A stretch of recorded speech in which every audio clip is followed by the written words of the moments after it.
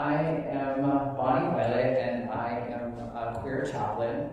The reason why I call myself queer, well, you can probably tell, but one of the things as a queer chaplain, oftentimes chaplains are with people around death and dying, usually death and dying in the body, usually around illnesses, maybe hospitals, armies, that sort of thing. And I feel called to be with people around death and dying to self, which is usually more in the form of an identity or a belief. It's coming to see yourself differently than you had once seen yourself before. And I think one of the things that I love about chaplaincy is that you're able to invite someone to bring or notice their spirit within that process. Throughout my life, I came into identities that I was told or that I believed made me no longer eligible or able to access God or even my own spirit or even be connected with myself in a way that could be helpful. So being able to help people realize that you can be queer, you can be trans, you can be gay, you can be you could struggle with substance use, you could like all these sorts of things, and you can still have God in your life, which is not something that I was taught growing up. I grew up in Wendell, Idaho, which I'm sure nobody really knows probably where that is, maybe, but so Idaho is not Iowa or Ohio, but it is just north of here a little ways in the Pacific Northwest, and my hometown was a little less than 3,000 people, so it was pretty small. I grew up with my mother and father. My mother had me when she was a teenager, and my dad was 20. And there was just me and my little brother. My dad had a problem with substances, and my mother was very codependent. To be honest with you, I don't remember my childhood. Like, I have repressed it and I've blocked it out. I don't really have many memories until the age of 12. What memories that I do have as a child was at school or church. I had a really hard time being home. I loved my family and they loved me, but they had no clue what to do with me. And my father was constantly, at the time I didn't realize it, but he was constantly correcting my femininity. He was constantly correcting my softness. And that was something that I didn't really fully understand. It just, I couldn't help myself, and I just kept getting in trouble. And then I had this problem from some traumatic thing that I don't remember what happened, but it caused me to go mute. And I spent a period of my time as a child unable to speak. And then once I was able to speak, I had a problem with crying. All there had to be was some potential conflict, and I would just cry. And I would like hysterical cry. And then my dad would get upset, and then I would just get more upset because dad's upset, and there was it was a trauma response, which no one in my family knew we didn't know what that was really, but I was having a trauma response, and I just thought I was like broken or wrong, like I just couldn't figure out like what was wrong with me. And no matter what I did, it just happened. And so I really had a hard time being at home because I felt like I was always in trouble for something. And I got to where I was really unable to just exist comfortably. Like I was always afraid because I would get yelled at for like the way I sat on the couch, or that I didn't speak up enough, or maybe my hand was too close to my face, or just like, so I really just became very anxious about how to be at home and not get clocked, I guess, So I went to school, and school was okay, but I was the trailer kid. I was the kid who grew up in the trailer with a dad who was a drug addict, and I wasn't Mormon either, which was a huge blemish in my community. You had to be Mormon or Catholic, and I wasn't either. So I had a really hard time in school, even though I did fairly well. And then my aunt had taken me to church when I was like 5 or 6. And I loved going to church. Like, church to me was like the safe place. And it was really the first queer thing I think I ever did, because I grew up in a family of people who didn't go to church. And I grew up, just people didn't do church. It was a very weird thing. I remember going to church, and my dad and I would just always, we really just didn't know what to do with each other. And my dad would always tell me that God was my crutch and drugs was his crutch. And I always kind of argued with him about that because I didn't understand it. But I just felt really comfortable in church. I don't know why. I guess I didn't feel like I was corrected about how, you know what I mean? Like, I don't know, for whatever reason, I just felt like I fit in there. And then I was able to kind of it was a safe place for me to land. And it was a place in which I felt worthy. I think for me, at the time, I don't think I had a full understanding of what grace is or was, but I think I was experiencing grace at church. I think it was the one place that I felt like I didn't have to put on a show, or I didn't have to be not me, or to be ashamed of like my family or my past or any of that sort of stuff. And so at church, I just felt safe. And the one thing that I love that's been, so I had like a complicated experience with God and with church and with grace, but one of the things that I've always really drawn to was this idea of grace. And I think growing up in a trailer house with a poor family, value and worth is something that was really complicated for me, because I didn't have money, I didn't have clean clothes, I didn't have, all these sorts of things, which I think as a young person, you think that's what speaks to your worth or your value. And I remember at some point feeling like, as I got older, that to stay humble was to still have woolly knees or crappy clothes, even though I might have had money for better clothes, in order to kind of remain humble. And so I think I've always had this really interesting challenge with what grace is, and being able to really just sit in it. I've always felt like I've had to make up for everything. I was really good in school, and I got honors and awards, and I was student body this, and I got my letter, and I did all these sorts of things to just try to prove that I was maybe okay. I had to be really, really great at everything. I was a goody two-shoes. I was Miss Perfect, and I had to get and then once I got older and into going to working and stuff, I was I wanted to be the employee of the month, but every month, you know what I mean? It was I really had a lot to try to I don't know, I never realized it, but I was really trying to make up for where I came from. There was also this pressure. My family was also very encouraging of me. They for some reason, I seemed to be smart, I seemed to be capable, I had my father's charm and my mother's brains, and somehow I was going to be able to be different. And so my family really encouraged me to go off to get life outside of the trailer house. But they didn't know how to do that. They didn't know how to teach me or show me how to do that. And so it was it was another one of those things where my parents told me how amazing and great I was, and that I can do all this sort of stuff, but I didn't know how, and then I couldn't ask them because they didn't know, or they would tell me that I already knew. And so again, it was another space for me to feel like I was, again, not worthy or not capable when everything else around me is telling me that I am.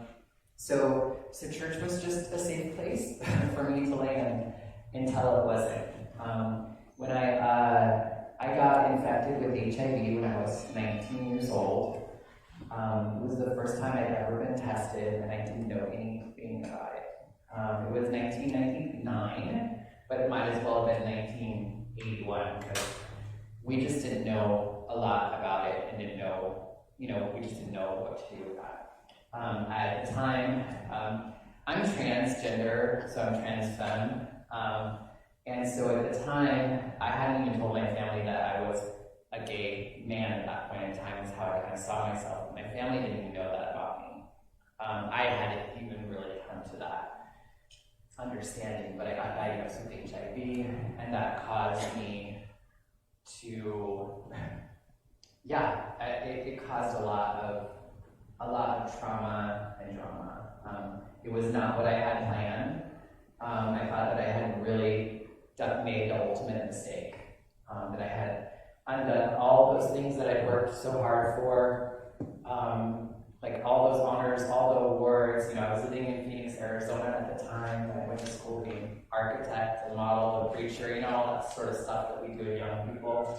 And all of a sudden I was just a queer kid who was going to die of AIDS. And I really thought it was going to happen soon. And it was just a very difficult thing for me to handle. And I was able to talk to my family about it. And they actually were able to kind of show up for me in ways that is quite remarkable to think about now. And then church became no longer the place I could go. Church was not the safe place I could land anymore, because I had believed the lie that I couldn't be queer and God still loved me, or God still wants something to do with me. And I was fortunate enough to where I knew I knew God understood. Like I really felt like God got it, but I didn't have the capacity. Like I did not know how God could love me anyway. Like I just could not grasp that. And that was kind of my thinking, was that God will love me even though I'm a horrible person, right? And I wished I wasn't gay, but that's what I was. And I also knew though that I couldn't not be. Like I couldn't not be gay, I couldn't not be HIV positive, and so it was really confusing to me, though. There was a part of me that knew that God had the capacity for it. I just didn't at that time. And church definitely did not have the capacity for it.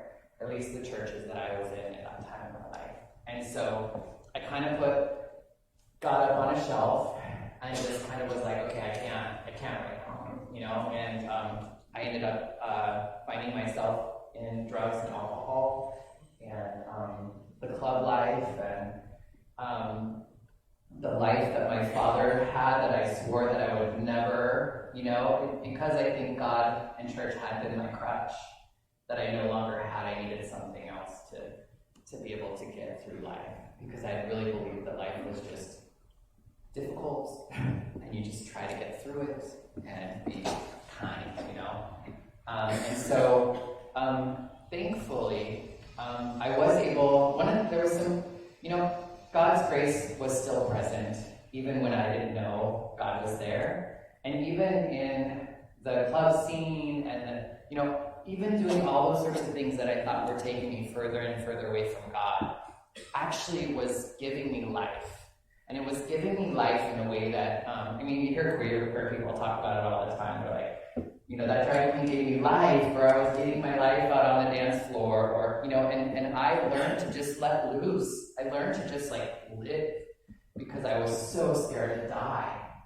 And I found myself with all these amazing queer creatures that I had never seen before in my life, and I was totally amazed and in awe of, and also I'm not like that, but maybe, and they taught me how to love myself, and they taught me to have pride, and they taught me to have confidence, and they showed me grace. They really were, I believe that, I could see that God was at work in those people, and those people showing up in my life. And thankfully I was able to get out of a space to where I was able to get away from drugs and alcohol, that it didn't kill me, because so many of my friends and loved ones haven't made it out. And in that process of coming to find God again, actually, needing to get rid of drugs and alcohol, I got to a point in my life where I was just desperate. I was actually doing quite well. I was running an HIV AIDS organization that I had started when I was young, and I was, in a lot of ways, I was doing some really great things, but I was also struggling with, I just felt really not okay inside, in my spirit. And And I felt like I was about to make decisions that were going to undo even the good stuff that I somehow was able to do. And so when I thought that I had a problem with drugs and alcohol, I met people who were queer and addicts who talked about having God in their life. And I didn't understand that because I didn't think it was possible. Like, I didn't think those two things could mix. And at that time, I didn't really know how much I wanted God back in my life.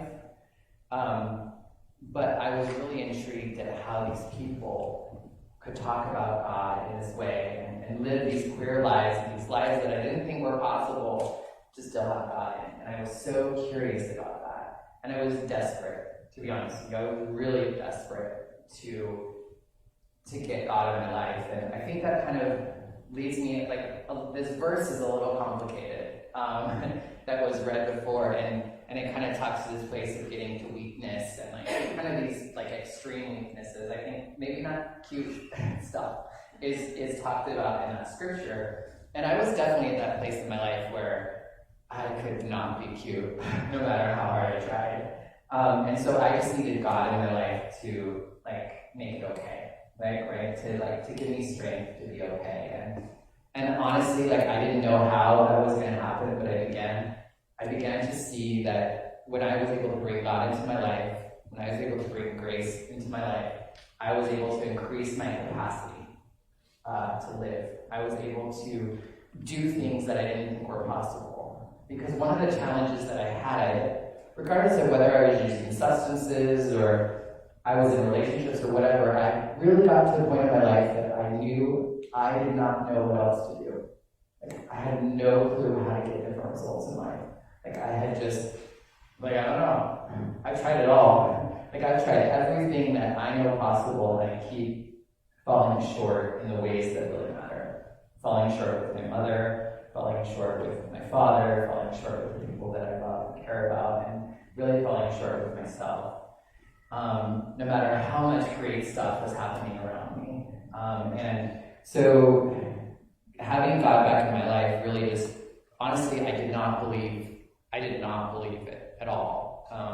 And the God that I first started to have hope for was like your God. Like, I just hoped people who talked about God weren't lying. Like, that they weren't like, you know, like, I'm like, I hope they're not like full of stuff, you know? Like, I'm like, my hopes are like for realsies. And so like, I just kind of used your God for a while. Like, I used other people's beliefs and concepts for a while, and that was not the God that I met in church. It was some other sort of new God that I had really no understanding for. And in the beginning, as I started to use your God, or your understanding of God, I started feeling better with life. And I started having the results in life that I was struggling so hard to have. And I remember having times of being like, well, what if it's all a lie? Like, what if it is a lie? Like, what if I'm believing all these sorts of things that aren't true in the end? And I'm like, well, does it really matter? Because I'm getting the results that I've always wanted now. Like, what does it matter if at the end I find out, like, booyah, gotcha, you know? It's like, but I already lived my best life, you know? I already lived the best life that I possibly could. And so for a long time, there was this kind of desperate need for God in my life again, and I think that I did go to God with all my weak parts, and that's kind of been my relationship still. Like, I remember, kind of a little trigger warning with death. But my nephew was in the ICU, and I remember I flew to see him, and this wasn't part of my life. I'd been kind of living a spiritual life for about 3 years. I was feeling pretty high on God and church and stuff, you know, feeling like I was in a good spiritual space. And then I got a call to go back home because my nephew was in the ICU. And I remember getting to the ICU and seeing that little guy and just being like, I have no idea what the best, like, I don't know what is the best outcome right now. Should he live? Should he die? If he, you know, all these sorts of things. And I was able to finally, like, I think, be still and know that I was not God. You know what I mean? Like, I was able to trust that maybe God knew better in this situation than I did. And so I was able to just let go of that part and just show up for my family. And I showed up, I held my nephew when we took him off the machines, and he took his last breath. I held my nephew at his memorial service, that's what they do in the Mormon church, I guess. I was the queer person who was actually the in-between between my family who, everybody gets tattoos and throws a party, and then my brother's wife's family who were Mormon. And I was kind of this in-between person trying to help each family have an experience with my nephew Wyatt. And I never felt so close to God. I never felt so close. I never felt more okay to show up. I was the girl that didn't go to funerals. I didn't go, I just did not do that stuff. It was too uncomfortable for me. And for whatever reason, I showed up in ways that I could not imagine. And that really caused me to want to do more around spirituality and queerness. And I think that's the challenge for me still, is kind of getting to that space. I mean, one of the things that over the years, it doesn't take much for me to feel like I need God, which is good. But sometimes, I think that's why maybe Paul talked about being in that weakness, being in that space of knowing that I'm not enough on my own, that was a good place to be. I think it's a place where I often find God, but I don't think it's the only place, nor is it the necessary place. Because I feel like sometimes it can feel like you have to go through crap so that I can be with God. And I don't think that's the way, you know what I mean? I don't think that's what it's meant for. But that has been my experience, and I think that's lots of people's experience. And so for me, I've been really trying to find, and I'm continuing to really be able to find a way to know, to really live into grace. Grace to me is the idea that we all have value, we all have worth, and it's all the same. There's nothing I can do to be better than you, and there's nothing that I can do to be worse than you. And that's really important for a person like me to remember. And it's a really hard way for me to actually exist. To actually live in me knowing that to be what I believe is true is really difficult for me. And that's something that I constantly need God for. I constantly need spiritual space and settings. And I need other people to really be able to show me and speak to me and remind me that I'm not in this alone. I really struggled with figuring out what to say to you all. In some ways, to be honest, I feel like, I'm not a preacher, I don't have an MDiv, these sorts of things, but for whatever reason, I find myself dressed up in drag, talking to people about spiritual stuff, and I love it. And it feels like I'm a co-creator with God now. God has always been my creator, but I've also allowed myself to be created by so many other things in my life, and created in a way that was not helpful for me or for the people around me. And now I believe that I'm a co-creator with God, that we're able to, when life happens, when those difficult things happen, me and God get to spend some time figuring out, how is this going to impact my life? What am I going to do with this? How am I going to build from it so that I can feel like I have some of my own agency and that I can have a little bit more hope and trust and even purpose. Because for so long, I was just bouncing around from everything else that was creating me. And I was forgetting that God was a part of that as well, that whole time too. And so one of the things that's been really great about my healing process and what I like to do with other folks is to be able to go back in my past and see where God and God's grace always was at play and always present. I think what that helps me do is it reminds me of my resilience. It also builds my faith. And it also gives me hope that when I can't see God again, or that I can't feel it, or I can't believe the things that I know to be true, that I can have hope that I will someday, that someday I will have the capacity. I believe that I have an experience with God. I have a knowing that is unknowable, it's ununderstandable, uncomprehensible for me to fully speak to, but I know that it's there. And so my challenge has been finding community around that, because oftentimes, there's so many rules, there's so many things that we do that feel so contrary to grace. And so I don't really know what else to say, but there's still a lot of things in my life that I don't have capacity for. And so those are things that I give to grace. And this is kind of silly, but I have like a little box that has grace on it. It says grace, and inside I have things that I just don't know what to do with. Things that are really complicated, I have my father in here. I have the love of my father in here. Because my father will not look at me or have anything to do with me since I transitioned. For years. He even loved me when I had AIDS. He loved me when he wished I was just gay. But I know he loves me. And I know I love him. I just don't know how. I don't know how to show up for him. I just don't know how.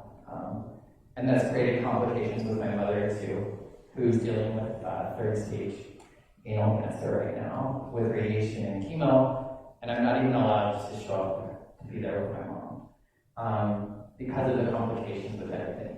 I have no freaking clue. I can't hold it, I don't know how to deal with that. So I put it in a box. I trust God, and I share my weakness. I share what I'm going through in the hopes that it makes me stronger. I think it makes us stronger, because I know me sharing that spoke to and landed on many people's hearts and spirits. And that, I think, is a strength that gives me strength when I know that I'm not alone. Sometimes it's God. Because I know this thing that I don't know what it is, and sometimes God is good. More often than not, I experience God. And I often know that I'm willing to be real and share what I'm struggling with, what I do not have the strength for.